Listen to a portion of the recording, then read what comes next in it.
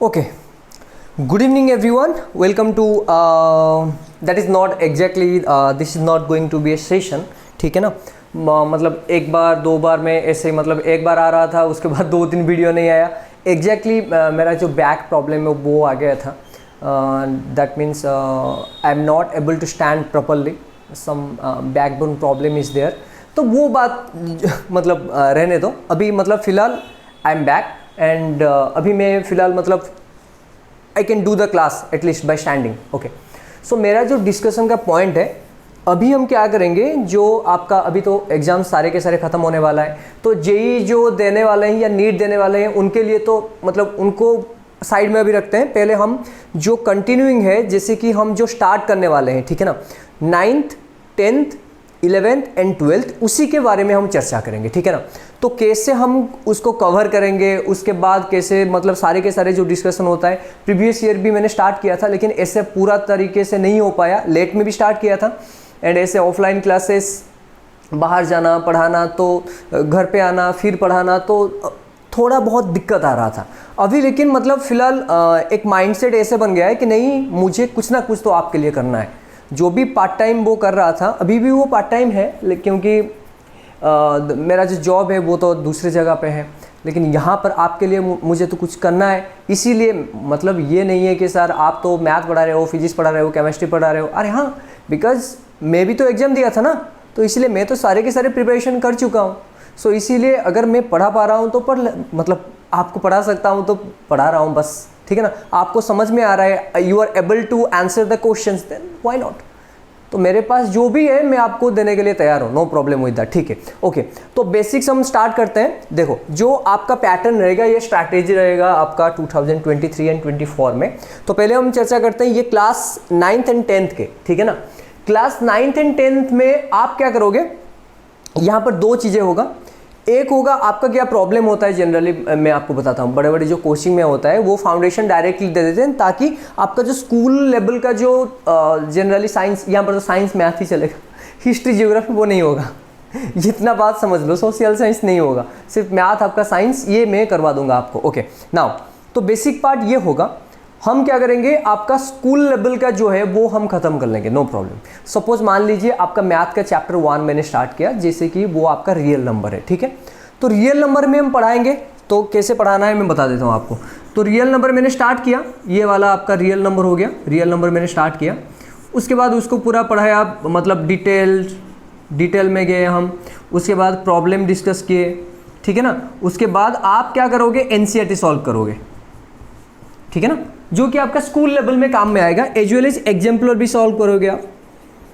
अच्छा सर, हम तो मतलब आपका ऑफलाइन क्वेश्चन, मतलब हाँ यहाँ पर फ्रंट पे बैठे हो, मुझे पूछ लिए कि सर ये क्वेश्चन डाउट में. हाँ, एक चीज़ कर सकते हो आप, कमेंट में लिख सकते हो कि नहीं सर ये नंबर डाउट में आया, उसको छोड़ दो. उसके बाद हम क्या करेंगे, ये जो आपका एक चैप्टर कंप्लीट हुआ ना, मान लो रियल नंबर ये कंप्लीट हो गया. ठीक है, 4 या 5 क्लास में मान लो कंप्लीट हो गया. नेक्स्ट क्लास में हम क्या करेंगे, NCERT या एग्जाम्पलर जो भी है उसका प्रॉब्लम पूरा सॉल्व करेंगे. Problem solving bit by bit. ठीक है ना, बीट बाय बीट पूरा सॉल्व करेंगे. NCERT का पूरा सिलेबस, सिलेबस मतलब एक चैप्टर का पूरा जितना भी क्वेश्चन है 1 2 3 4 करके, वो क्लास में तो NCERT का एग्जाम्पल हम सॉल्व भी कर लेंगे. कुछ पार्ट RD शर्मा में होगा, कुछ पार्ट आपका जो RS अग्रवाल, सब कुछ पार्ट. बिकॉज आप अगर 3-4 बुक ले लोगे तो उतना कवर नहीं कर पाओगे. आप अगर NCERT ले रहे हो, एग्जाम्पल ले रहे हो, तो उसके बाद एक रेफरेंस बुक आप ले सकते हो, चाहे वो RD शर्मा हो या कुछ भी आपका RS अग्रवाल, और कुछ भी, चाहे कुछ भी आप ले लो, तो आप वो ले सकते हो. बट यहाँ पर हम क्या करेंगे, NCERT ने एग्जाम्पलर का पूरा एक जो वीडियो हम बनाएंगे पूरा, जिसमें बीट बाय बीट होगा, ताकि आपको समझ में भी आ जाएगा. एंड क्वेश्चन मार्क जो आपका नीचे लिखा होगा कमेंट में, कमेंट तो obviously I will read definitely. ठीक है ना, तो वो आप लिख लो या मैसेज कर लो, जो भी कर लो, मैं वो कर लूँगा आपका. एंड उसके मतलब अतिरिक्त जो भी करना है हमें, वो हम पूरा वीडियो में कवर अप करेंगे. एक हो गया, कंप्लीट हो जाएगा. पहले हम जो डिटेल में जाएंगे, प्रॉब्लम सॉल्व करेंगे, उसके बाद NCERT का पूरा टॉपिक हम बीट बाय बीट कंप्लीट करेंगे, ताकि आपका पूरा समझ में आ जाए, ताकि स्कूल एग्जाम में आपका कुछ प्रॉब्लम भी नहीं आए. उसके बाद हम क्या करेंगे, चैप्टर सारे के सारे कंप्लीट हो गया, उसके बाद हम फाउंडेशन में जाएंगे. फाउंडेशन का मतलब ये समझ लो आप, जो आप मान लो आप क्या कर रहे हो, एनसीईआरटी में 10th में आपका साइंस में कितना चैप्टर्स है, मान लीजिए साइंस में ऐसा चैप्टर्स है आपका जो करंट इलेक्ट्रिसिटी है, ऑप्टिक्स मतलब जो आपका लाइट है, एंड उसके बाद क्या है, लाइट के बाद है सर आपका मैग्नेटिज्म थोड़ा बहुत है। तो ये 3 या 4 टॉपिक है। हम यहाँ पर क्या करेंगे, उसके मतलब उसको छोड़ दो, और जो नेक्स्ट टॉपिक आ सकता है 5 या 6 टॉपिक्स ऐड करके हम पढ़ेंगे, वो होता है आपका एडिशन फाउंडेशन। थोड़ा मतलब आप लाइट, अच्छा हम पढ़ाएंगे जो पूरा एनसीईआरटी लेवल वो तो कवर अप हो जाएगा, उसके मतलब उसको छोड़ के और भी थोड़ा कवर अप होगा जो आपका थोड़ा एक्स्ट्रा पार्ट होगा। लाइट में आपका है रिफ्लेक्शन, लेकिन हम रिफ्लेक्शन का थोड़ा बहुत ऊपर जाएंगे लेवल, वो है फाउंडेशन, ताकि कुछ आपको जितने भी आपका 10th बुक में है उससे थोड़ा ऊपर आपको नॉलेज में आ जाए। ठीक है, तो ये आपका फाउंडेशन का टाइप हो गया। तो हम क्या करेंगे, पहले डिटेल में जाएंगे, उसके बाद आप एग्जाम्पल करेंगे, उसके बाद आप टॉपिक पे जाओगे। हम क्या करेंगे, एक एक्सरसाइज करेंगे। मान लीजिए एनसीईआरटी के रियल नंबर में 3 एक्सरसाइज है एंड एग्जाम्पलर में 2 एक्सरसाइज है, ठीक है ना। हम क्या करेंगे, पहले दिन पढ़ाएंगे, एक एक्सरसाइज आपको देंगे, फिर नेक्स्ट डे आप सॉल्व करोगे। उसके बाद उस दिन हम क्या करेंगे, एनसीईआरटी का bit by bit question solve करेंगे, हो गया। उसके बाद फिर सेकंड पार्ट, रियल नंबर का सेकंड पार्ट में जाएंगे, उसके सॉल्व कर आप मैं पढ़ा लूँगा, फिर आप सॉल्व करोगे, उसके बाद मैं सॉल्व करूँगा। आप देख लेना कि ये डाउट आया तो सर कर रहे हैं तो देख लेना आप। तो इस तरह से हम सॉल्व करेंगे ताकि आपको बीट बाय बीट कुछ भी प्रॉब्लम ना हो। आप कहीं पर एनसीईआरटी सॉल्यूशन देख रहे हो, कहीं पर यहाँ ये देख रहे हो, नहीं, यहाँ पर एक चीज़ आपको पूरा आप पढ़ रहे हो, मतलब जैसे ट्यूशन में आप पढ़ते हो यहाँ पर भी वही करोगे आप। ट्यूशन में पढ़ रहे हो, एनसीईआरटी कर रहे हो, फिर देख रहे हो, डाउट होगा तो आप लिख लो या कमेंट दे दो, बस हो गया। And I am trying my best, I will try my best seriously. अगर मुझे कहीं जाना है तो मैं लिख लूँगा, नहीं तो आप मान लो एक दिन में 4 या 5 वीडियो बनाकर फिर डेट दे दूंगा कि इस दिन अपलोड हो जाएगा, ठीक है। ये पार्ट हो गया आपका 9th एंड 10th के लिए, ये हो गया। तो आते हैं यहाँ पर, ये मैं जो 9th एंड 10th पार्ट है बेटा, ये मैं कल से शुरू करूँगा, मतलब नेक्स्ट क्लास मतलब थर्सडे टुमारो, ठीक है। कल से हम स्टार्ट कर लेंगे ये this one class 9th and 10th, next class कल, मतलब आज हो गया 22 शायद, हाँ जी। तो ये 23rd को स्टार्ट करेंगे, 23rd मार्च। तो ये 23rd मार्च को हम स्टार्ट कर लेंगे ये वाला क्लास 9th एंड 10th का फाउंडेशन वाला, ये हम स्टार्ट कर लेंगे। फाउंडेशन मतलब स्कूल बेस्ड जो भी है, कल से हम स्टार्ट कर लेंगे, ठीक है। बाकी रहा आपका this one 11th and 12th का पार्ट, जो कि आपका बहुत ही इंपॉर्टेंट पार्ट है। अगर सिस्टम भी चेंज हुआ, सिस्टम चेंज अगर हो गया अभी, तो उसमें कुछ प्रॉब्लम हमारा नहीं आएगा। क्यों नहीं आएगा पता है, बिकॉज सिस्टम अगर चेंज होगा, जो एजुकेशनल पॉलिसी आ रहा है वो आपका 9, 10, 11, 12 एक ही होगा, तो बोर्ड आपका 10th में हट जाएगा लेकिन 11, 12th में होगा, तो ये बहुत ही इंपॉर्टेंट बन जाएगा। यहाँ पर भी सेम ही चीज़ करेंगे, हम वही करेंगे, डिटेल में जाएंगे, उसके बाद प्रॉब्लम सॉल्व करेंगे एनसीईआरटी लेवल में, ठीक है ना। उसके बाद कॉम्पिटिटिव तो ऑब्वियसली करेंगे हम, क्योंकि यहाँ पर अगर आप मतलब देख रहे हो वीडियो, तो यहाँ पर आपको एक चीज़ मतलब मेरा जो माइंड में है, यहाँ पर मैं पढ़ा रहा हूँ तो आपका जो एनसीईआरटी लेवल है वो भी क्लियर होना चाहिए, ठीक है ना। एक मिनट, हाँ, एनसीईआरटी लेवल में जो भी है आपको क्लियर पूरा आ जाना चाहिए। उसके बाद जो एक्स्ट्रा पॉइंट्स है या एक्स्ट्रा क्वेश्चन है वो भी आप कर सकते हो, इस तरह के लेवल आपका आना चाहिए, ठीक है ना। तो वो मैं ट्राई करूँगा 100%, ठीक है ना। तो 11, 12th, हाँ, इसका जो क्लास है हम वो स्टार्ट करेंगे 3rd अप्रैल या 2 अप्रैल, ठीक है, 2 अप्रैल, ठीक है ना।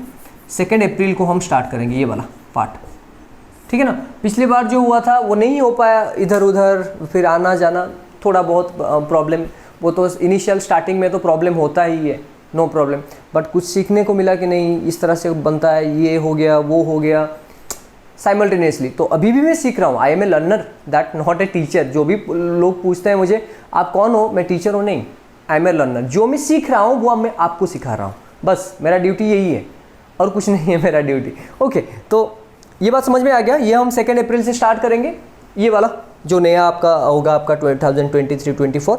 कल से हम ये 9, 10 का स्टार्ट करेंगे, ये वाला हम ऐसे ही स्टार्ट करेंगे, मतलब सॉरी 2 अप्रैल। वो फेज वाइज चलेगा। 1 या 2 जन भी लिखे थे सर हम यहाँ से पढ़ेंगे तो आप थोड़ा हेल्प कर लो, हाँ, I will definitely help, no problem, ठीक है ना। बीच बीच में प्रॉब्लम आ जाता है, कहीं पर ऑफलाइन क्लास चल रहा है, ज़्यादा बढ़ गया पूरा तो करना पड़ता है, बिकॉज जो मेरा अर्निंग होता है या मेरा जो लाइवलीहुड मेंटेन होता है, फैमिली चलता है, वो वहीं से चलता है, ठीक है ना, लेकिन यहाँ पर आई विल पुट माई मतलब ऑल एफर्ट्स, ठीक है। एंड मैं ये भी कोशिश कर रहा हूँ कि नहीं, जो भी एक्सपेरिमेंटल जो है अभी तो यूट्यूब में ट्रेंड चल रहा है, नहीं वो नहीं है, यहाँ पर जो भी हम एक्सपेरिमेंटली कर सकते हैं वो भी ट्राई कर रहा हूँ करने के लिए। ऐसा भी नहीं कि नहीं सर आपने बोला था कि नहीं कर रहा, मैं ट्राई करूँगा, ठीक है ना। सब कुछ मिलना, फिर उसको असेंबल करना, ठीक है। तो I will try my best over that. Okay, तो ये बेसिक हो गया। एंड जेई के लिए मैं बता रहा हूँ आपको, जेई सर अभी तो जेई आपका है एंड नीट भी है, उसके लिए आप क्या करोगे। देखो जेई नीट के लिए, जेई के लिए तो मैंने दे दिया था जो सारे शॉर्टकट्स है, वो मैथ का दे दिया था। अभी हम क्या करेंगे, कल से हम जितने भी प्रीवियस ईयर क्वेश्चंस आया था specifically designed types of different type of questions may be asked in JEE, वो हम सॉल्व करेंगे। Types of special type of questions, ठीक है ना, वो हम सॉल्व करेंगे कल, मतलब कल से। नीट में आपका फिजिक्स में तो ऐसे भी ट्रिक्स बहुत सारे नहीं है, इसीलिए मैंने ट्रिक्स नहीं किया, बट कुछ कुछ ट्रिक्स है वो अप्लाई कर सकते हो आप। तो उसके लिए हम देखेंगे, क्योंकि अभी देखो आप तो मतलब जिस स्टेज में हो आपको ऑलरेडी 70-80% सिलेबस पता है, ठीक है ना। एंड जो मैं ऐड कर सकता हूँ I will do that definitely, ठीक है। ओके, वो पार्ट हो गया आपका।